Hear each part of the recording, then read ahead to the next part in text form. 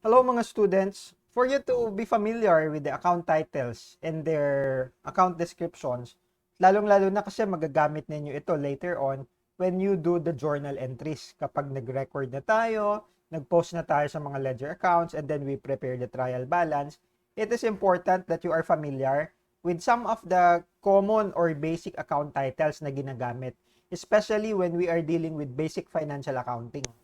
Now, please take note that these are only examples. Hindi po ito comprehensive because in reality, sandamakmak po ang mga accounts na ginagamit natin. And the accounts will depend on the nature of the company. Ano ba yung kanilang industry. Pero to simplify everything, para maging familiar kayo sa mga usual na mga account titles na ginagamit, ito po ang mga example natin.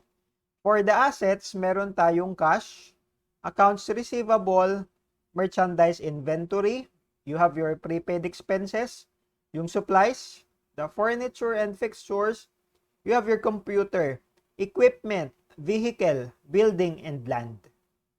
Please take note, wala pa tayong classification dito, kasi later on matututunan ninyo, pagdating sa assets and liabilities, meron tayong current and non-current classification. Pero separate video lecture po tayo dyan. Ang objective lang natin dito ay maging familiar kayo, maging aware kayo sa mga basic account titles. So, assets muna natin ito lahat-lahat. Pagdating sa liabilities, meron lang po ako dito ang 4 na nilagay, na common examples. We have your accounts payable, your accrued expense, you have your unearned revenue, and then the bank loan. Pagdating sa equity, on a sole proprietor perspective, we have the owner's capital and then the owner's drawing. Now, sa income, meron po tayong sales or yung revenue. Yung sales, usually mas ginagamit po ito sa ating mga merchandising operations. Pero pag sinabi kasi natin na sales, benta po ito. Pero kasi pag sa service type of business, ang tagging nila doon service revenue or service income. Anyway, tama naman po yun. It's more of the naming, yung ginagamit na account title. And then we also have here other income. Sa expenses, we have your salaries expense, utilities expense, representation expense, rent expense, depreciation expense, and miscellaneous expense. Again, example lamang po ito. Pero later on, depende sa questions, depende sa problem, meron po kayong ma-encounter na iba't ibang mga terminologies. And I hope sa mga reference book ninyo or sa mga materials na ginagamit ninyo sa school, meron po kayong account descriptions doon. Dinidescribe ano ba ang ibig sabihin ng account title. Okay, pasadahan lang po natin ito ng mabilisan para lang maging aware kayo ano yung mga nature ng mga accounts na ito, para saan ito ginagamit. O yung cash, wala na tayong kailangang ipaliwanag dyan. Kasi pag pinag-uusapan yung pera, alerto tayo, di ba? But when we are talking about cash, ito po ay pera na maaring nakalagak sa bangko. Ang tawag natin doon ay cash in bank or cash on hand. Perang hawak-hawak natin. Meron pa tayong mga cash funds, You have your petty cash fund, revolving fund. Ito naman nakaset aside for a specific purpose. Meron po akong separate na video lecture on the petty cash fund and how to account for it. Next, accounts receivable. Pag sinabi po nating accounts receivable, ito yung contractual right. Ito yung karapatan mo na mangolekta, makatanggap ng pera in the future kasi nagpautang ka. Usually, ito accounts receivable, pag trade receivable ito po ay nanggagaling sa mga benta natin na ipinautang. Okay? Yung mga sales on account na tinatawag. Merchandise inventory. Ang merchandise inventory, ito po yung mga binibili natin na mga goods or items para ibenta.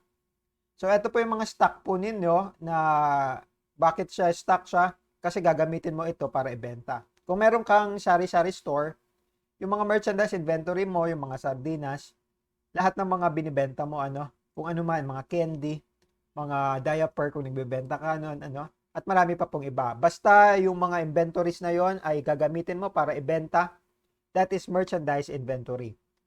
Please observe, please take note, ang aking explanation ay hindi technical. layman's term. Ibig sabihin, sa madaling paraan na maintindihan ninyo ito. But of course, we have a venue for technical definitions, no? And I leave it to your books for them to define technically ano nga ba itong mga accounts na ito. Next, prepaid expenses. Ang prepaid expenses, ito po yung ating mga expenses paid in advance. Meron tayong binayaran, in advance na natin, no? Pinauna na natin yung bayad, pero gagamitin din natin ito ng matagal-tagal, let's say ilang buwan, pero binayaran na natin sa umpisa pa lang. Kaya siya sinabi na prepaid expenses. I-expense kasi natin ito, pero prepaid na rin natin siya. Halimbawa, prepaid rent. Nagbayad ka, no, ng 6 months for the rental. Binayaran mo na. Binigyan mo na yung lessor. Ito na po ang bayad ko. Kung 10,000 yan kada buwan, ito po yung 60,000. We consider it as a prepaid expense. Kasi instead na buwan-buwan natin ito babayaran, pwede naman kung meron kang pera, bayaran mo na ito. Okay? Marami pa po kayong ma-encounter sa prepaid expenses. Supplies. Ito yung mga bond paper, mga ballpen, mga calculator na ginagamit, no? Para sa work-related or kung ano man ang purpose ng consumption. So, ito, binibili natin or ginagamit natin ito para i-utilize, ma-consume ito. Okay? Let's say, store supplies or office supplies, no?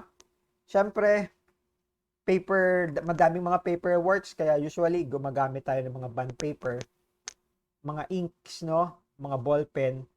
Siyempre, ni-utilize natin yon. Kung ano man yung purpose ng trabaho mo, we consider it as a supply. Okay? Next, furniture and fixture. Ito pong mga furniture and fixtures, ito po yung mga cabinets, okay, mga desks, mga upuan, no? Mga movable, yung mga items sa opisina. Pero usually kasi, ito ay pumapasok sa isang category ng asset na tinatawag natin na property and equipment. Kasama ni computer, equipment, vehicle, building. Kasi ito po ay mga long-term assets. And usually meron itong medyo may kamahalan ng konti. Yung threshold, yung limit kung papaano natin i-consider na furniture and fixture siya or yung iba nakadepende sa company. Pero normally, pag mga lamesa yan, mga upuan, mga cabinet, kino-consider po natin ito as furniture and fixture. Okay? Computer. Alam naman na ninyo ito. Mapa desktop yan, mapa laptop yan. Ang tagging natin dyan, computer. Office computer, store computer. Ang extension ng pangalan nila, nakadepende na lang kung saan gagamitin. Okay? For proper tagging lang. But in general, computer po yan. Next, equipment. Maaring ito po ay mga for segregation ng accounts, no? Segregation ng kasi maaring yung mga equipment ay mga electronics pa rin talaga yan, mga computers yan. Technically, pero sabihin na natin na yung mga fax machine, yung mga printer, mga photocopying, pwede natin itong i-consider as equipment. Pag mga manufacturing sa mga planta, ito yung either equipment yung tagging or minsan mas ginagamit nila yung term na machineries. Okay? Mga makinarya. Next, vehicle. Vehicle, ito yung mga sasakyan na pagmamay-ari ng kumpanya na ginagamit para sa company. Okay? That is vehicle. Building. Kung meron kang building, sabihin na natin na meron kang store building, pagmamay-ari mo yon, tawag nito, para sa pagbebenta mo, meron kang office space, that is building. Ayan. Building po ang tawag natin dyan. Next, land o lupa. Lupang nakatiwangwang. No? Wala pang building dyan. So, lupa lang po ito, that is land. Later on, malalaman ninyo na may difference po itong land in terms of the depreciation. Kasi yung land, hindi po natin ito dine-depreciate. Okay? Punta naman tayo sa liabilities. Pag accounts payable, ito po yung kabaligtaran ng accounts receivable. Accounts payable, nangutang tayo, meron tayong binili, inutang muna natin ito. So, meron tayong babayaran. Yung babayaran na yon, that is your accounts payable. Usually, ito yung mga, mga purchases from our suppliers at meron kasi itong mga credit terms. sabihin na natin na bayaran mo ito within 30 days. So, ito yung aking credit term. So, trade payable or accounts payable na lang ang gamitin natin dito. Okay? Accrued expenses. Ang mga accrued expenses or accrued expense, ito yung mga expenses na incurred na, pero hindi pa natin nababayaran. Ito naman yung kabaliktaran ng prepaid expenses. Sa prepaid expenses, expenses paid in advance. Ito naman, expenses na nangyari na, pero hindi pa rin nababayaran. Remember your accrual basis of accounting, no? Revenue and expense recognition principle. Ang sabi kasi, di ba, sa expense recognition principle, we recognize the expense kapag nag-incur na, hindi kung kailan ito mayroong lumabas na pera. So, accrued expenses, ang common example natin dyan, mga bayarin sa Meralco. Okay? Bayarin sa Maynilad or Manila Water. Accrued expenses. So, dito po yan pumapasok. Or means, to be as an additional, ang accrued expenses kasi may also include, and ito usually yung ginagamit din natin dito, kung meron tayong expenses na alam natin na incur na natin, pero hindi pa natin natatanggap yung mga billing statement or yung statement of account. No, usually kasi pag accounts payable, mga mga suppliers natin. Tapos meron na tayong mga resibo. Okay, ito yung babayaran natin. Pero pag accrued expenses, maring alam na ninyo yung mga expenses na babayaran, pero hindi pa dumadating. So pwede po natin yan ipasok dito sa accrued expense. Now, please take note na lang po kasi maaring sa problem, specifically sasabihin, sige, maaring walang accrued expense pero ipasok na lang sa accounts payable. So, it's a case-to-case basis. Please be aware, please be careful with the problems. Okay? Next, unearned revenue. Ang unearned revenue, ito naman yung nakatanggap na tayo ng pera, pero hindi pa nakatanggap tayo ng pera kasi meron tayong pagbebentahan. So, nagbayad sila in advance, pero hindi pa natin na-deliver yung service or yung goods na ibebenta natin. At may kinalaman na naman po ito sa accrual basis of accounting and in particular sa revenue recognition principle. Kasi 'di ba, ang sabi sa revenue recognition principle, i-consider natin na benta kung nangyari na 'yon, hindi kung meron tayong nakolekta na pera. Eto kasi, nakakolekta tayo ng pera in advance pero hindi pa tayo nagbebenta. So, hindi pa dapat yan kinita. Okay? Hindi pa earned. No? Nagbebenta ka ng milk tea, nakatanggap ka 500 pesos, bukas pa naman yung order, unearned revenue. Hindi mo pa yan benta ngayon. Benta mo yan kapag na-deliver mo na. So, nakatanggap ka ng pera, meron kang obligasyon, nahawakan mo na yon. At yung obligasyon mo is i-provide yung service or i-deliver yung goods. So, that is why unearned. Kasi hindi pa kinita. Pag earned na yan, dito na po yan sa income. Okay? Unearned revenue. Next, bank loan. Para sa naman yung bank loan? Utang sa bangko. Karamihan ng mga entrepreneurs or regardless the type of business organization, minsan kinakailangan nila umutang sa bangko kasi kulang sila sa pera. So, kapag nangutang sila sa bangko, bank loan po ang ginagamit dito. Minsan, may short-term loans, okay, or borrowings, it really depends. Pero sabihin na natin na bank loan siya to simplify the explanation. So, ito po yung aking mga example sa liabilities. Next naman, dito tayo sa equity. At meron lang po akong dalawa dito, considering a sole proprietor setup. Owner's capital at saka yung owner's drawing. Yung owner's capital, ito yung mga investments by the owner. Okay, remember that, yung mga ambag ng may-ari. Pag owner's drawing, ito yung mga temporary na kumuha ng pera, for personal use. Ayan, maaring dito natin sa ipasok. Tandaan naman po ninyo dito yung entity concept or yung economic entity, that the transactions of the owner should not be mixed with the transactions of the business. Pero kung ikaw yung may-ari, ikaw yung nagmamando, sole proprietorship ka, minsan hindi na iiwasan na kumuha ka ng pera galing sa business. Okay, gagamitin mo for personal use. Okay, that way, pwede natin to correct para maitama natin yung entries kasi minsan or hindi na account, it's either in-account siya pero mali yung entry or kaya naman unaccounted for. Kung sakali man, dapat dito natin siya ipasok. Pag may mga ginamit yung may-ari for personal use, owner's drawing po yan. Okay? Next, dito naman tayo sa statement of profit or loss ng mga accounts. We have the income. Dalawa lang po ang aking category dito para lang ma-emphasize. Pag sales or revenue, it arises in the ordinary course of business. Ito yung negosyo mo talaga. Yung mga benta mo. No? Ano ba ang nature ng business mo? Nagbebenta ka ng milk tea. Yan yung main ito yung main operations mo arising from the ordinary course of business. Revenue or sales.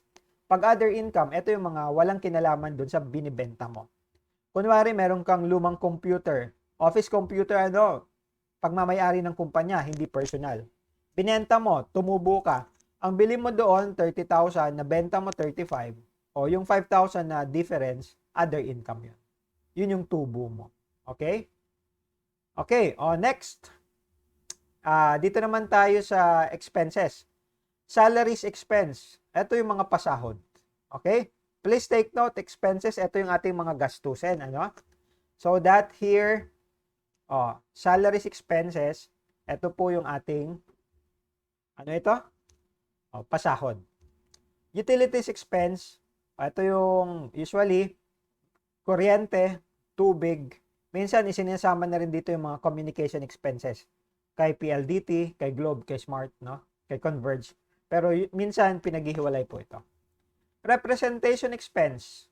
Ito naman yung mga pamerienda pag may mga meetings, for snacks, for meals. Okay? Related sa negosyo. Lumabas kayo ng boss mo, nilibre ka niya ng pagkain, kumain kayo, kasi meron kayong ka-meeting na kliyente, representation expense yan. Rent expense, upa. Okay? Depreciation expense, ito ay may kinalaman dito sa mga property and equipment. Yung furniture and fixture, yung computer, yung equipment, vehicle, and building. Kasi ang depreciation is the periodic allocation. Ito kasi, yung furniture hanggang building, ginagamit natin ito more than 1 year. Ang depreciation expense, ito yung equivalent na expense for that year or for that period. Kasi hindi natin pwedeng expense lahat. Kasi, kinakailangan nating i-allocate. Accrual pa rin ito, accrual basis, expense recognition. China-chop-chop natin kasi ang silbi nitong mga assets na ito ay pangmatagalan. So kung kailan, let's say for 1 year, yung equivalent lamang po na expense yung i-recognize natin, hindi yung buong pang 5 years. Kung ang buhay ng mga assets natin ay 5 years. So that is your depreciation expense. Periodic allocation of expenses. Papaliwanag ko ito ng detalye sa isang separate na video lecture. Miscellaneous expenses, ito naman yung mga ibang mga expenses na maaring hindi mag-fall dito sa ibang mga expense category. Okay? Pwedeng isama natin dyan mga notaryo, notary fees, at iba pang mga maliliit na mga expenses na hindi talaga dito mag-fall. Okay? So, yan lamang po yung ating explanation for the basic account titles and then account descriptions. Now, if you have any questions, I am very happy to accommodate you para ma-answer ko ang mga katanungan ninyo. But until then, I'll see you around. Bye-bye!